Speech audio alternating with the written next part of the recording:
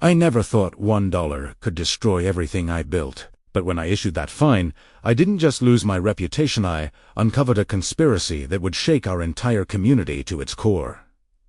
The morning of April 15th, 2024, started like any other Tuesday, in Riverside Gardens HOA. I stood in front of my bathroom mirror, adjusting my signature red blazer and straightening my red-framed glasses. My blonde hair was pulled back in its usual professional bun. As HOA president for the past 3 years, I'd built a reputation for fairness, transparency, and genuine care for our community of 247 homes. My phone buzzed with the morning's first notification. A complaint, then another. Another. Karen, you need to see this. The text from my vice president, Robert Martinez. Read, someone's trash cans are still on the curb from yesterday. Sam. House. 3rd week in a row. I sighed, sipping my coffee. This was exactly the kind of petty issue that made HOA leadership exhausting. But rules were rules, and they existed for a reason: to keep our community beautiful and property values high. The house in question belonged to Marcus Chun, a 42-year-old software engineer who'd moved in 6 months ago. Nice guy, kept to himself, but lately seemed overwhelmed. I'd noticed his lawn getting shaggy, his newspapers piling up. Classic signs of someone drowning in work or personal issues. At 9:30 that morning, I drove my silver Honda CR-V down Maple Street for the official inspection. Sure enough, 3 large black trash cans sat prominently at the curb of number 4. Our HOA guidelines were crystal clear. Trash cans must be returned to the side or rear of the property within 24 hours of collection. I took photos with my tablet, noting the date and time. This was the 3rd violation. First offense got a warning. Second offense got a reminder. Third offense triggered a fine. The fine amount? $1. Yes, you read that right. $1 single dollar. When I'd revised our HOA fine structure 2 years ago, I specifically kept minor violations at minimal amounts. I didn't believe in gouging residents over trivial mistakes. The point wasn't revenue, it was compliance. A $1 fine was more symbolic than punitive. It said, "We noticed. We documented it. Please correct the behavior." I knocked on Marcus's door. No answer. Knocked again. Still nothing. His car was gone, probably at work already. I filled out the violation notice by hand, keeping my tone friendly and professional. Dear Mr. Chun, this is your 3rd notice regarding trash can placement. Per HOA Guidelines, Section 7, Paragraph C, trash receptacles must be returned to the side or rear of your property within 24 hours of collection. A fine of $1 has been assessed. Please remit payment within 14 days and ensure future compliance. If you're experiencing circumstances that make compliance difficult, please contact me directly to discuss accommodations. Best regards, Karen Mitchell, HOA President. I placed the notice in his mailbox and drove home, thinking nothing more of it. That was my first mistake. That evening, my phone exploded, not with 1 or 2 messages, with dozens. Karen, did you really find Marcus Chun over trash cans? Seriously, $1. What kind of power trip is this? I can't believe you'd harass a single father like this. Wait, single father? I pulled up Marcus's resident file. Nothing in there mentioned children. I'd seen him around the neighborhood for 6 months and never noticed kids. I opened our community Facebook group, Riverside Gardens, Resident Sand. My stomach dropped. Someone had posted a photo of my violation notice with the caption, "This is what our HOA has become. Harassing hardworking single parents over $1 while real problems go ignored. Karen Mitchell should be ashamed." The post had 83 comments in 2 hours, and they were brutal. My trash cans were out for 3 days last month and I got nothing. Why is she targeting Marcus? This is discrimination. Plain and simple. I've lived here 12 years. Karen used to be reasonable. Power has gone to her head. I felt my hands shaking as I scrolled through the vitriol. This made no sense. I'd issued 47 trash can violation notices in the past year alone. Never once had anyone reacted like this. I tried to comment, explaining that this was a standard third violation fine, that the amount was deliberately minimal, that I'd offered to discuss accommodations if he had circumstances making compliance difficult. My comment got 3 responses. Excuses. You're just making it worse. Resign. The next evening, I called an emergency board meeting. Our 5-member board gathered in the community center conference room. Myself, Robert Martinez, Sandra Palmer, James Wong, and Patricia Daniels. Okay, I said, spreading printouts of the Facebook comments across the table. Someone want to explain what's happening here? Patricia wouldn't meet my eyes. That what? Karen, Robert said carefully. Have you actually spoken to Marcus about his situation? I left 3 notices over 3 weeks, I said. The 3rd one explicitly offered to discuss any circumstances making compliance difficult. He never responded. But did you actually talk to him? Face to face. He wasn't home when I delivered the notice. Right. Sandra tapped her pen against her notepad. So you don't actually know what he's dealing with. My patience was wearing thin. That's why I offered in writing to discuss accommodations. The ball is in his court. The ball, James said quietly, is apparently in the court of public opinion now. He pulled up the Facebook group on his phone and turned it toward me. The original post now had 216 comments, and there was a new post. This one from someone named Michelle Torres, Saturday, 2 p.m., Community Center. Topic: Recall Petition for HOA. President Karen Mitchell. All residents encouraged to attend. The room fell silent. Recall. I stared at the screen. Over a $1 fine. It's not about the dollar, Patricia sighed, finally looking at me. It's about what it represents, which is overreach pettiness, lack of empathy. I felt like I'd been slapped. I've spent 3 years fighting for this community. I negotiated our insurance rates down by 30%. I got the playground equipment replaced. I organized the neighborhood watch program that cut our crime rate by 60%. And now I'm being recalled over enforcing the same rules I've been enforcing consistently for 3 years. Rules you wrote, Sandra said softly. Rules we all voted on. This board approved every single guideline revision. True, Robert said, but you're the face of those rules. And right now, that face is connected to a story about harassing a struggling single dad. The meeting ended with no resolution, just the sinking feeling that something larger was happening. Something I didn't fully understand yet. I spent Thursday evening doing what I should have done from the beginning, actual research into Marcus Chun. His property deed showed he purchased the home in September of the previous year for $537,000. Single buyer, no co. His voter registration listed him as the sole resident. I drove past his house 3 times that evening. No children's toys in the yard. No swing set. No bikes. The garage had 1 car, his Tesla Model 3. I checked our pool sign-in records. Marcus had signed in twice, both times alone. I reviewed our community event photos. Marcus appeared in exactly 2. The Halloween party in October, alone, dressed as a vampire, and the winter holiday gathering in December, alone, wearing an ugly Christmas sweater. No kids anywhere. So where did this single father narrative come from? I opened the original Facebook post again and read it more carefully. The poster was someone named Derek Thompson. I didn't recognize the name. I checked our resident directory. Derek Thompson didn't live in Riverside Gardens. I checked his Facebook profile. He lived in Northbrook, a completely different community 15 miles away. We had no mutual friends. No apparent connection to our HOA. Why was someone from outside our community starting a campaign against me?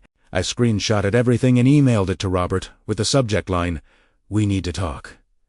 His response came 2 minutes later, not over email. Tomorrow, 10 a.m., my house.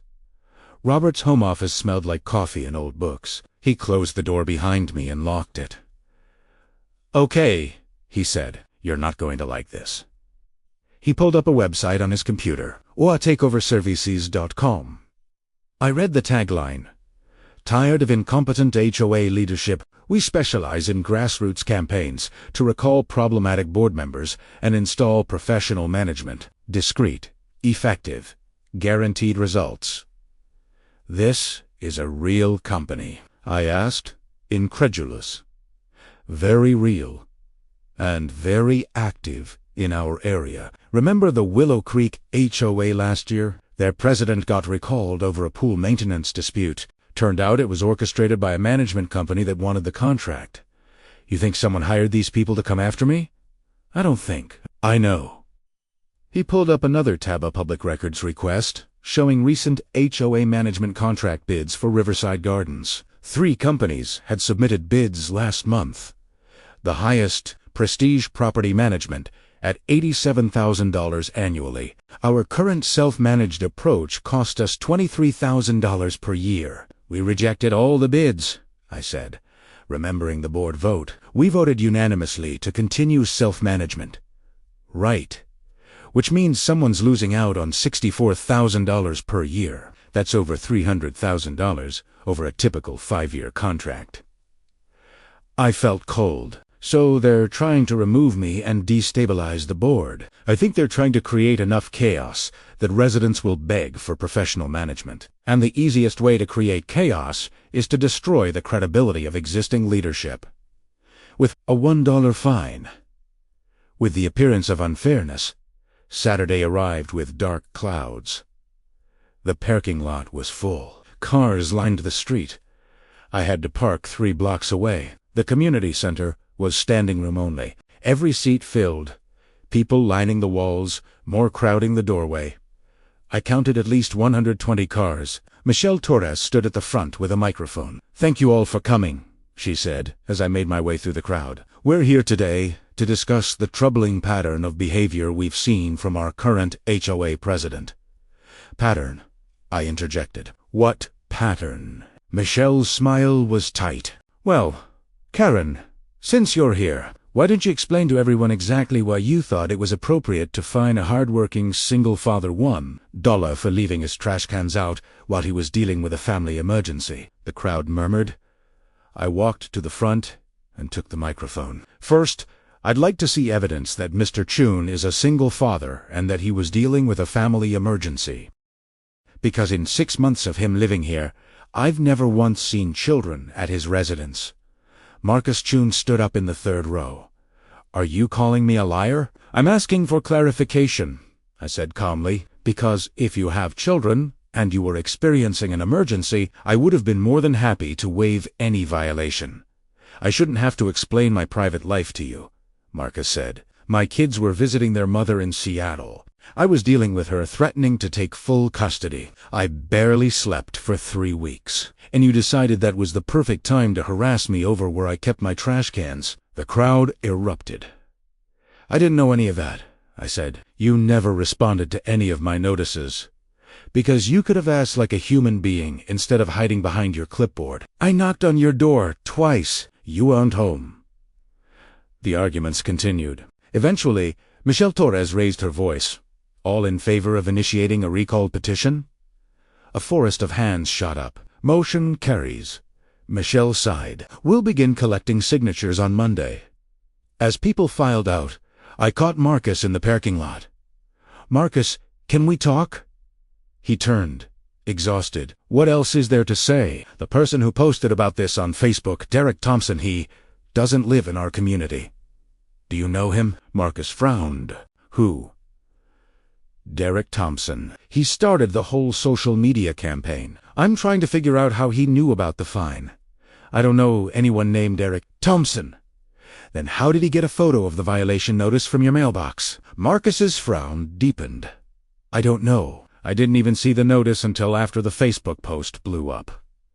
We stared at each other as the implications settled in. "Someone took that photo before you even saw the notice," Primera said slowly. "But who would?" Marcus stopped. "Wait. A guy came by a few days before all this, said he was from a property management company.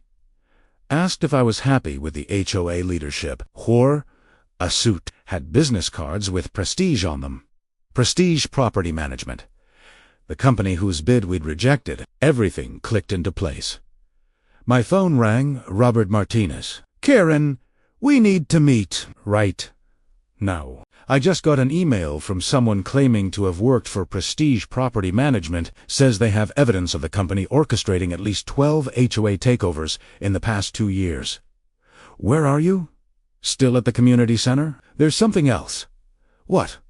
Marcus Chun just came back. Says someone offered him $5,000 to make a statement at the town hall claiming you'd been harassing him for months. My heart stopped. Did he take it? No. But he wants to know what's actually going on.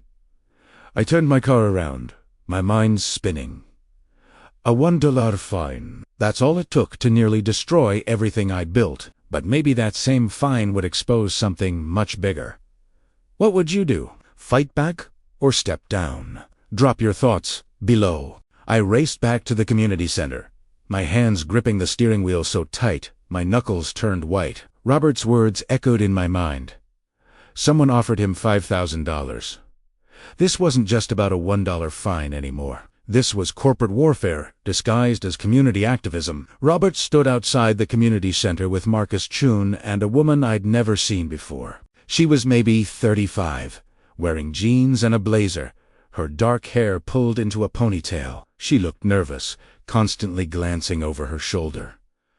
Karen, Robert said as I approached. This is Jessica Romano. She worked for Prestige Property Management until 3 weeks ago. Jessica extended her hand. I quit when I realized what they were actually doing.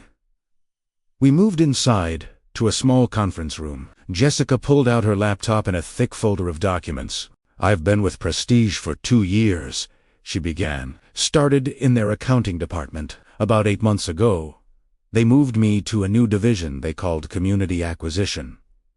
I thought it meant marketing our services to I was wrong. She opened her laptop and pulled up a spreadsheet. This is a list of every HOA in a 50-mile radius. See these color codes? Green means they already use professional management. Yellow means they're self-managed but open to proposals. Red means they're self-managed and explicitly rejected professional management. I leaned closer. Riverside Gardens was highlighted in red. Red HOAs get special attention, Jessica continued. Prestige has a playbook. Step 1. Send representatives to gauge resident satisfaction. Step 2. Identify potential pressure points in popular board members. Controversial decisions.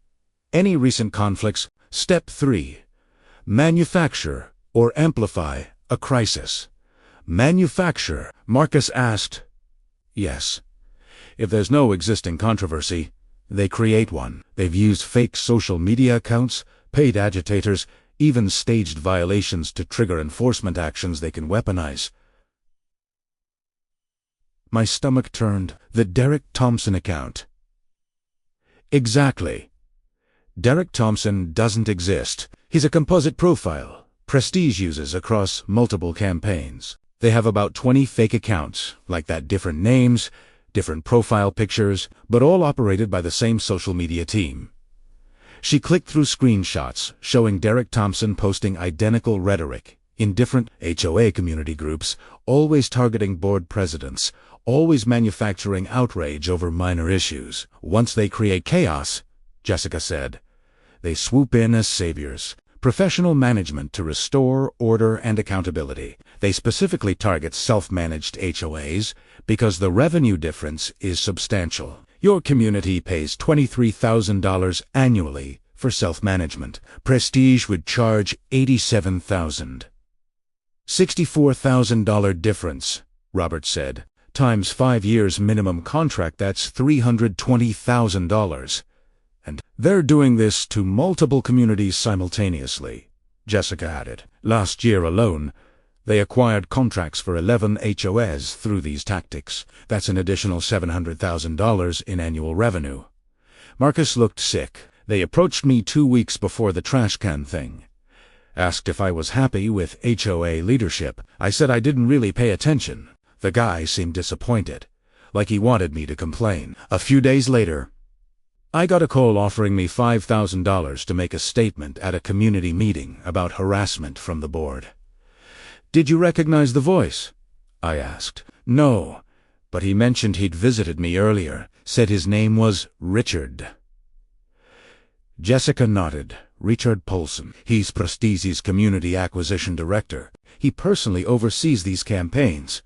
She pulled out a document, an internal memo on Prestige.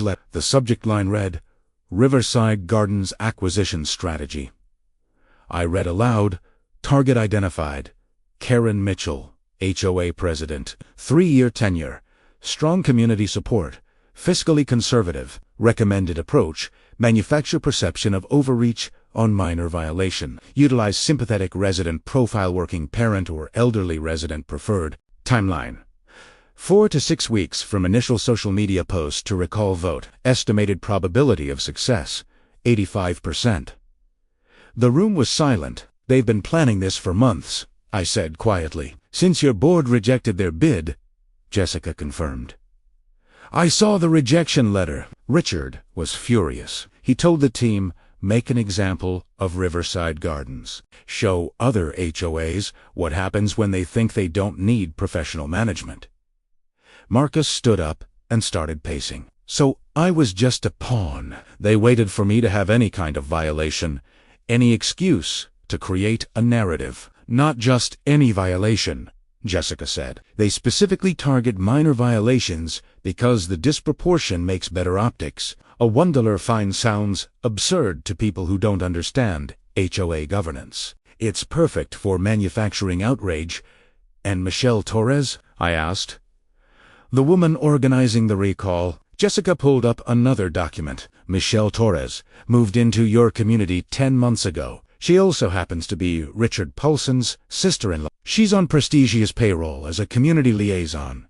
Her job is to move into target communities, establish residency, and lead recall efforts from the inside.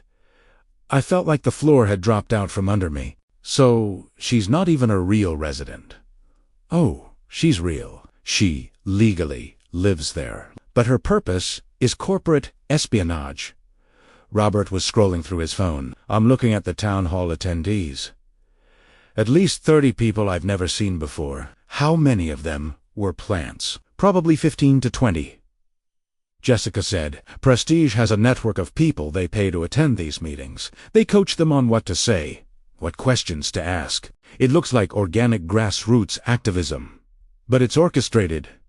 Marcus slumped in his chair. And I played right into it. I stood up at that meeting and accused Karen of harassment because I was angry and tired, and someone finally validated my frustration.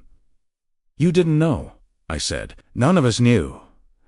But now we do, Robert said. The question is, what do we do with this information? Jessica spread more documents across the table. I have everything. Internal memos, budget allocations for these campaigns, email chains between Richard and the fake social media profiles, payment records to Michelle Torres and the other plants. I even have recordings. Recordings? I asked. She pulled out her phone and played an audio file. Richard Pollson's voice filled the room. Listen, the trash can thing is perfect. It's petty enough to make her look tyrannical, but legitimate enough that she can't claim it's made up. We just need to amplify it. Get Derek to post about it. Make sure Marcus hears about it. And let human nature do the rest. People love a David versus Goliath story. By the time Karen realizes what's happening, it'll be too late. Another voice, younger, female. What if Marcus doesn't take the bait? What if he defends Karen? Richard laughed. Then we offer him money. $5,000 is nothing compared to what we'll make on the contract. Everyone has a price. And if he still refuses, we find another angle. There's always another angle. The recording ended. Why are you helping us? I asked Jessica. You're risking a lot by coming forward. She met my eyes. Because I thought I was working for a legitimate property management company. I thought we were providing a valuable service. When I realized we were destroying people's lives and communities for profit, I couldn't be part of it anymore. I have kids. Karen, I couldn't look them in the eye, knowing I was helping ruin people like you. Marcus stood up. I need to make this right. I need to tell everyone what really happened. That's not enough, Robert said. Prestige will just deny everything. They'll say Jessica is a disgruntled former employee making false accusations. We need to go bigger. How much bigger? I asked. Robert smiled grimly. We need to expose them publicly. Not just to our community, but to every HOA they've targeted. We need to make this so visible, so undeniable, that they can't operate in the shadows anymore. Jessica nodded. I have contact information for board members from the other 11 HOAs Prestige acquired last year. If we reach out to them with this evidence, show them they were manipulated the same way we build a coalition.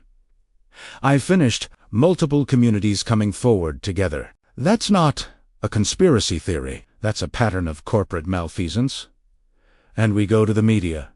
Robert added, local news would love this story. Corporate manipulation of community governance. That's front-page material. There's something else, Jessica said quietly. Prestige is about to launch campaigns against 3 more HOAs next month. If we expose them now, we might save those communities from going through what you're experiencing. I looked around the room at these 3 people who, an hour ago, I'd thought were my enemies or strangers. Now they were my allies in something much bigger than a $1 fine. Okay, I said, let's burn them down. We spent the next 3 hours developing a strategy. Jessica would provide all documentation and recordings. Marcus would make a public statement explaining how he was manipulated. Robert would contact board members from the other affected and I would reach out to local media with an exclusive story. But first, we needed to secure the evidence. I have copies of everything on an encrypted drive, Jessica said, holding up a small USB stick. But Prestige doesn't know I have this yet. Once we go public, they'll try to discredit me, claim I stole proprietary information, maybe even sue me. Can they? Marcus asked. Probably, but if this becomes a big enough story, public pressure might protect me. And honestly, I'm willing to take that risk. I took the USB drive carefully. I'll make multiple copies and store them in different locations. If Prestige comes after any of us, we'll have backup evidence. Robert was already drafting an email to the other HOA board members. I'm going to be direct. Tell them we have evidence. Their recalls were manufactured by Prestige. Invite them to a virtual meeting to review the documentation. Some won't believe us, but some will. What about Michelle Torres? Marcus asked. Do we confront her? Not yet, I said. If she knows we're onto her, she warned Prestige, and they'll start covering their tracks. We need to move fast, get everything in place, and then go public all at once. Jessica checked her watch. Richard is supposed to call me tomorrow morning. He still thinks I'm just taking some personal time. If I don't answer, he'll get suspicious. Answer it, Robert said. Act normal. Don't give them any reason to think you've turned on them. We spent another hour coordinating logistics, setting up secure communication channels, and creating a timeline. By the time we left the community center, it was nearly midnight. As I drove home, I felt something I hadn't felt in days. Hope. Not just hope that I could save my reputation or my position as HOA president. Hope that we could stop something genuinely harmful. Hope that we could protect other communities from the same manipulation. But as I lay in bed that night, staring at the ceiling, doubt crept in. What if we were wrong? What if this was all just a series of unfortunate coincidences that we were connecting into a conspiracy theory? What if Jessica was lying? What if she had her own agenda? What if going public backfired and made everything worse? I picked up my phone and scrolled through the Facebook group. The Recall Petition post now had over 400 comments. People I'd considered friends, neighbors I'd helped over the years, all turning against me based on a manufactured narrative. Karen Mitchell needs to go. She's on a power trip. I've lost all respect for her. This is shameful. How did we ever elect someone so out of touch? Each comment was a knife in my chest. But then I thought about Jessica's recordings, Richard Pollson's voice. Everyone has a price. And if he still refuses, we find another angle. There's always another angle. These people didn't care about our community. They cared about profit, and they were willing to destroy lives, reputations, and community trust to get it. No, we weren't wrong. and we had to fight back. My phone buzzed with a text from an unknown number. "Karen, this is Michelle Torres. We need to talk privately. Tomorrow morning, 9 a.m., the coffee shop on Oak Street. Come alone. Trust me. You want to hear what I have to say?" I stared at the message, my heart racing. Was this a trap, or was Michelle having second thoughts? Either way, I was about to find out. Should I meet with Michelle? Is this a setup or a breakthrough? Let me know what you think in the comments. I arrived at the coffee shop 15 minutes early, positioning myself at a corner table where I could see both entrances. My phone was in my pocket. Recording app ready. Robert knew where I was. If anything went wrong, he'd know. Michelle Torres walked in at exactly 9 a.m. She looked different, tired, less polished than at the town hall. No makeup, hair in a messy bun, wearing yoga pants and an oversized sweatshirt. She ordered a black coffee and sat across from me.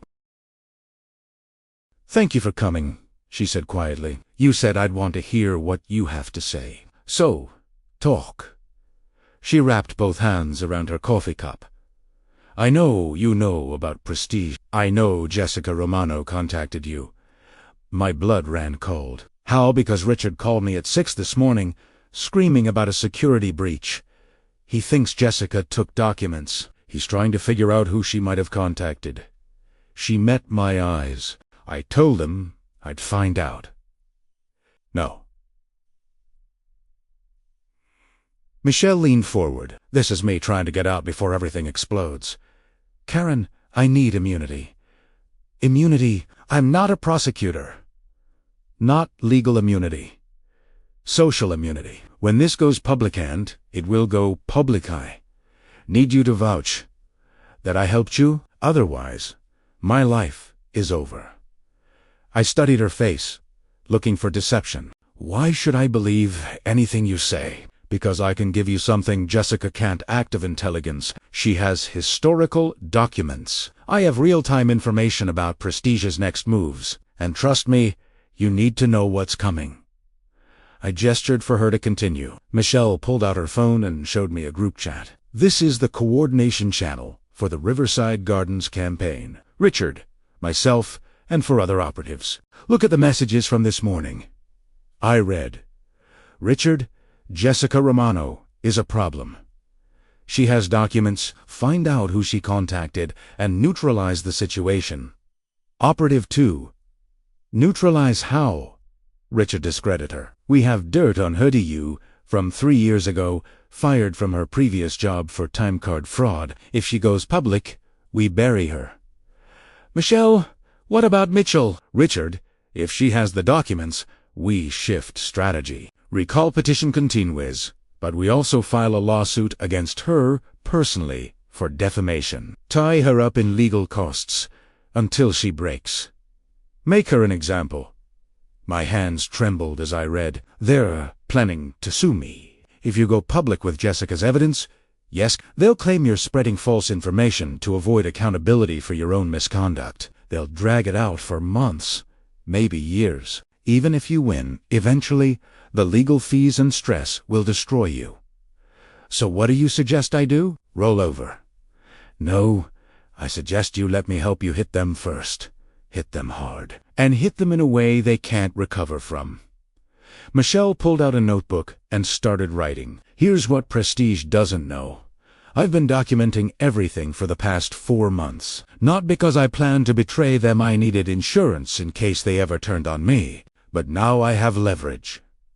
She showed me her notes, dates, times, conversations, payment records, instructions from Richard about manipulating social media, coaching scripts for town hall plants.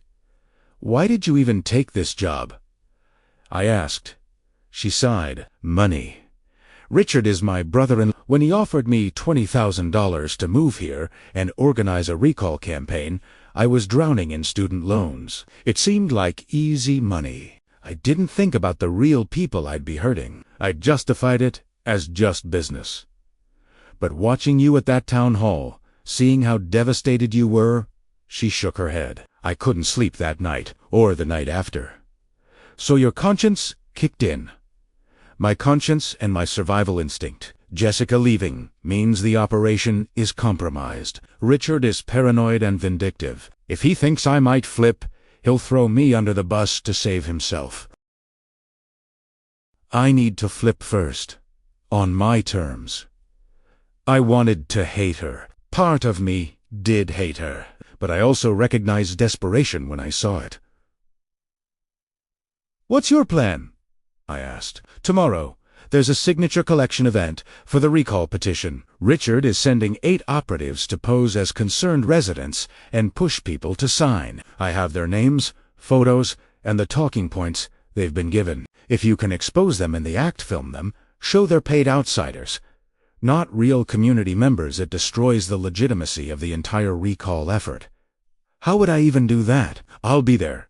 I'll identify them for you on camera. Then I'll make a statement explaining my role. Richard's role, everything. But you need to bring media. Local news. Ideally, make it impossible for Prestige to bury the story." I thought about it. Eat was risky. Michelle could be setting me up for an even bigger public humiliation, but if she was telling the truth, this could end the whole nightmare. "I need proof you're serious," I said. "Give me something I can verify right now." Michelle opened her email and showed me a message from Richard sent 2 hours ago. "Michelle, I need you to post on the community Facebook group today. Topic: why Karen Mitchell's apology isn't enough. Use the talking points I sent yesterday. Get at least 50 comments supporting recall by tonight. This is critical." "Check the Facebook group," Michelle said. "I haven't posted anything, and I won't. That's my proof." I opened my phone and verified. No new posts from Michelle. The group was actually quieter than yesterday. "Okay," I said slowly. "Let's say I believe you. What do you get out of this?" "I get to be the whistleblower instead of the villain. I get to rebuild my reputation by doing the right thing, and honestly, I get some revenge on Richard for treating me like a disposable pawn." There was truth in that last part. I could see the anger in her eyes. "If you betray me," I said, "if this is some elaborate setup, I will dedicate every resource I have to destroying your life." "Understood." She nodded. "Understood." The preparation, I left the coffee shop and immediately called Robert. "We need to move up the timeline. Tomorrow, not next week." I explained Michelle's information. Robert was skeptical but agreed we had to act fast. "I'll contact the local news station," he said. "I know a reporter who covers community issues. If we can offer her an exclusive on HOA corruption, she'd jump on it." Marcus volunteered to film the signature collection event with his high-quality camera equipment. I do photography as a hobby. I have gear that can capture faces clearly from a distance. Jessica confirmed she could attend via video call to authenticate documents in real time if needed. We spent the rest of the day preparing. Robert briefed the reporter, Amanda Chun, who was immediately interested. She agreed to bring a cameraman and arrived discreetly before the signature collection started. I practiced what I'd say on camera, how to present the evidence clearly and credibly. My hands shook every time I rehearsed. That night, I barely slept. Tomorrow would either vindicate me or complete my destruction. The signature collection was scheduled for 10 a.m. in the community center parking lot. I arrived at 9:30 with Robert and Marcus. Amanda Chun and her cameraman set up across the street. Cameras focused on the entrance. Michelle arrived at 9:45. She looked terrified. "They're here," she whispered, pointing to a white van. "6 operatives. They're coordinating inside the van before they spread out." Amanda moved closer with her camera. "Michelle, for the record, can you state your full name and your relationship to Prestige Property Management?" Michelle took a deep breath. "My name is Michelle Torres. I'm the sister-in-law of Richard Pollson, Director of Community Acquisition at Prestige Property Management. I was paid $20,000 to move into Riverside Gardens HOA and orchestrate a recall campaign against Karen Mitchell. The campaign was manufactured, the outrage was manufactured, and the people you're about to see collecting signatures are paid operatives, not community residents." The van doors opened. 6 people emerged, each carrying clipboards and wearing friendly smiles. "Can you identify them?" Amanda asked it. Michelle pointed to each one, providing names and roles. Marcus filmed everything. The operatives spread out across the parking lot. Residents started arriving. The operatives approached them with their scripted talking points. Are you concerned about HOA overreach? Do you believe leaders should be held accountable? Sign here to support transparency. Some residents signed. Others hesitated. Then Michelle walked directly toward the group with Amanda's camera following. Excuse me, she said loudly. I need everyone here to know something important. These people collecting signatures don't live in our community. They're paid employees of Prestige Property Management, a company trying to take over our HOA for profit. The operatives froze. One tried to walk away. Marcus blocked his path with the camera. Is it true you're being paid to be here? Amanda asked. Microphone extended. No comment. One operative said. Then you won't mind showing us your driver's license to prove you live here. I added.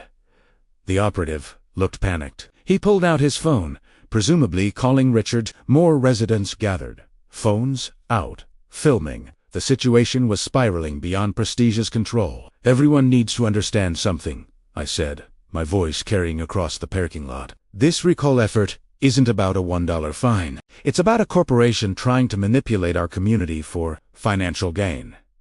One of the operatives tried to salvage the situation.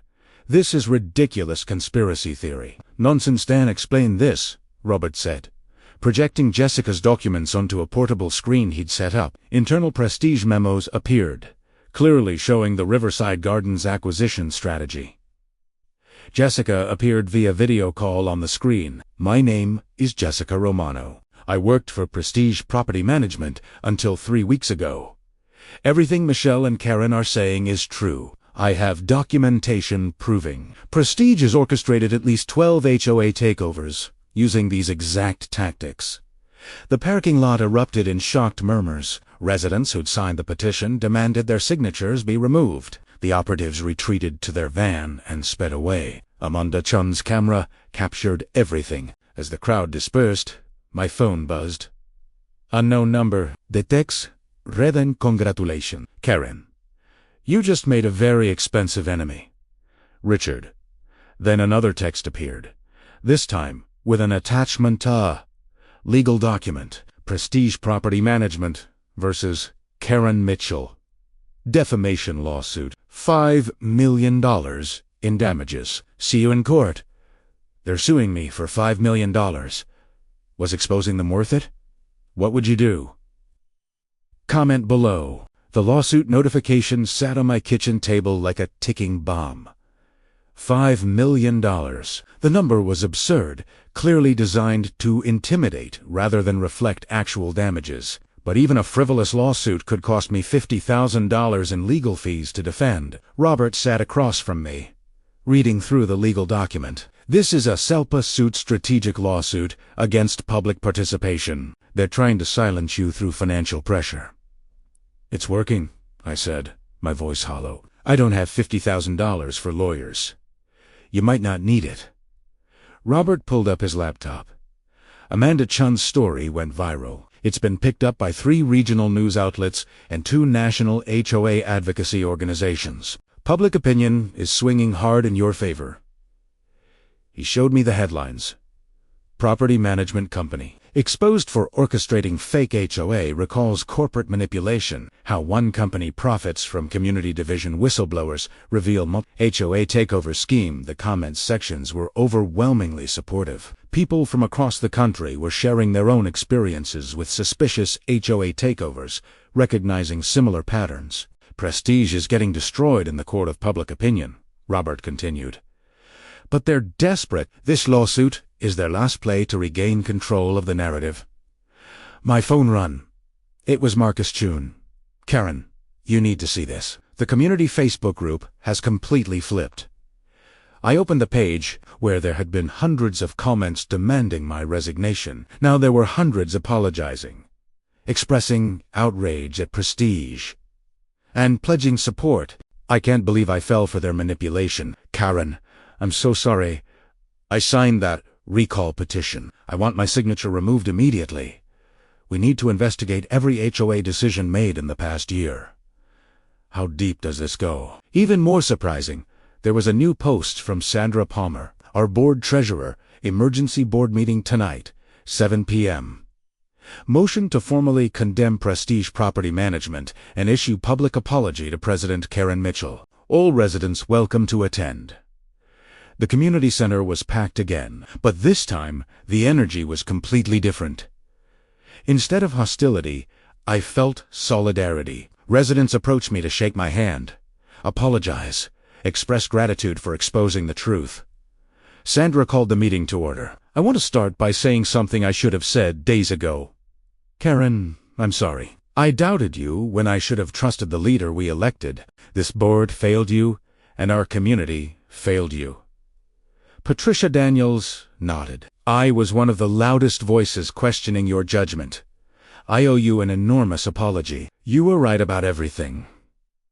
James Wong stood. I move that this board issue a formal statement condemning Prestige Property Management's actions and fully supporting President Karen Mitchell's leadership. Seconded, Robert said immediately. The vote was unanimous, but I raised my hand. Before we celebrate, we need to address the elephant in the room. They're suing me for $5 million. Even if it's frivolous, defending myself will bankrupt me. And if they succeed in intimidating me into silence, they win. The story dies, and they continue operating in other communities. A hand went up in the crowd. It was Thomas Brighton, a retired attorney who lived 3 streets over. Karen, I'd like to offer my services pro bono. Primera specialización antis LAPP litigation. We can get this lawsuit dismissed and potentially recover your legal costs from Prestige. Another hand, Patricia Morgan, who owned a small PR firm. I'll handle your public relations for free. We need to keep this story alive. Keep the pressure on Prestige. And another, a paralegal offering research assistance, a journalist offering to write a feature article, a videographer offering to document everything for a mini-documentary. My throat tightened with emotion. Thank you. All of you. All of you! But taking on Prestige means they'll come after everyone involved. They'll dig into your backgrounds, look for anything to discredit you. Let them try, Thomas said firmly. I'm 72 years old. I've been practicing law for 45 years. If they think they can intimidate me, they're welcome to discover how wrong they are. The room erupted in applause. The counterattack over the next week, we assembled what could only be described as a community legal army. Thomas Brighton filed a motion to dismiss the lawsuit under anti-SLAPP. Jessica Romano provided additional documentation showing Prestige had threatened previous whistleblowers with similar lawsuits, establishing a pattern of intimidation. But the real turning point came from an unexpected source. Michelle Torres appeared at my door on Thursday evening, looking even more exhausted than before. I have something, she said. Something big. She handed me a thumb drive. Richard doesn't know I have this. It's recordings from his office over the past 6 months. He thinks his office is secure, but I installed a voice-activated recorder last year when I first started suspecting he might throw me under the bus someday. Is this even legal? I asked. Doesn't matter. I'm in a one-party consent state for recordings, and even if it wasn't admissible in court, it's admissible in the court of public opinion. I plugged the drive into my laptop. There were dozens of audio files, each labeled with dates and topics. Michelle pointed to one labeled Riverside Gardens Final Strategy. I pressed play. Richard Pollson's voice filled my living room. The lawsuit is bullshit, obviously. We have no case. But Mitchell doesn't know that. Most people fold when they see a 7-figure number. We just need her to shut up long enough for the news cycle to move on. Once everyone forgets about this, we rebrand, maybe change the company name, and continue operations. We've done it before. Another voice. What if she doesn't fold? Richard. Then we bleed her dry with legal motions, file continuances, discovery requests, depositions, drag it out for 2 years. Even if we lo say, we make the cost of fighting us so high that the next whistleblower thinks twice. I felt sick, but also energized.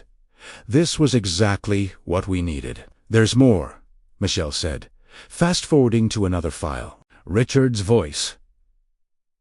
"Again, I want a comprehensive list of every board member who voted against our management proposals in the past 2 years. We're going to systematically target each one. Make them regret choosing self-governance over professional management. By the time we're done, no HOA in this region will dare reject our bids."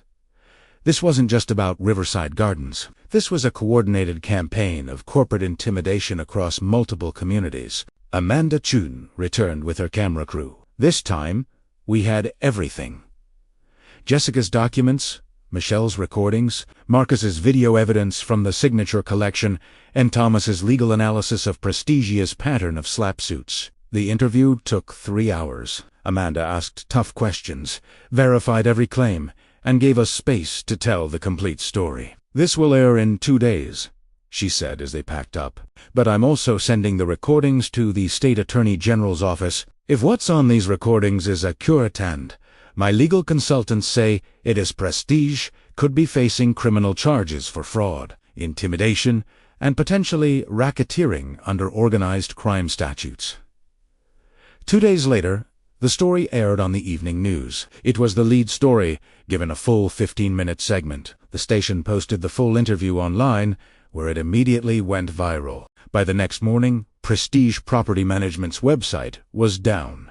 Their phone lines were disconnected, and according to public records searches, Richard Pollson had been fired by the company's parent corporation, which issued a statement claiming they had no knowledge of rogue operations conducted by regional management. The lawsuit against me was quietly withdrawn. 3 weeks later, I stood before another packed community center, but this time for a celebration rather than a confrontation. The recall petition had been formally withdrawn. Every signature had been verified, and it turned out that 40% of them were either fake, from non-residents, or obtained through deceptive practices. The State Attorney General had opened a formal investigation into Prestigia's operations. 6 other HOAs had come forward with similar stories, and a class action lawsuit was being organized. Jessica Romano had been offered a job with an HOA advocacy nonprofit, where she'd help other communities identify and prevent corporate manipulation. Michelle Torres had moved out of Riverside Gardens, but not before making a full public apology and donating her $20,000 payment to the Community Scholarship Fund. Marcus Chun approached me after the meeting. "I never properly apologized. I let my stress and frustration make me a pawn in someone else's game. That $1 fine you gave me, I framed it. It's hanging in my office now as a reminder to think critically before reacting emotionally." I smiled. "Keep the dollar. Consider it a commemorative artifact." Robert pulled me aside. "The board wants you to know, we're voting to make you President Emeritus when your current term ends. Lifetime advisory position, no obligations. Just recognition for what you did here." "I'm not done with my current term yet," I pointed out. "I know. But after everything that happened, we wanted you to know how much this community values you." 6 months later, I testified before a state legislative committee considering new regulations on HOA management companies. My story, along with Jessica's and Michelle, helped pass the Community Protection Act, which banned many of the tactics Prestige had used and created oversight mechanisms for property management companies. The $1 fine that nearly destroyed me had become a symbol for something much bigger: the importance of transparency, the danger of corporate manipulation, and the power of communities to fight back when they stand together. I kept Marcus's dollar bill in my office, framed next to a photo from that final community meeting. Underneath, I'd written a quote that summed up the entire experience. They thought $1 would break me. Instead, it exposed them, united us, and proved that truth and community are worth far more than any amount of money they could threaten me with. My phone buzzed with a text from Amanda Chun. "Just got confirmation Prestige Property Management filed for bankruptcy this morning. Richard Pollson is facing criminal charges in 3 states. Your story just ended their entire operation." I looked out my window at Riverside Gardens, at the community that had briefly turned against me but ultimately stood with me. The playground equipment I'd fought to replace was full of children. The streets I'd worked to maintain were clean and well lit. The neighbors I'd served were living their lives in peace. $1. That's all it took to nearly destroy everything. And that's all it took to save everything that mattered. Have you ever experienced corporate manipulation in your community? Share your story in the comments. Together, we're stronger than any corporation trying to divide us.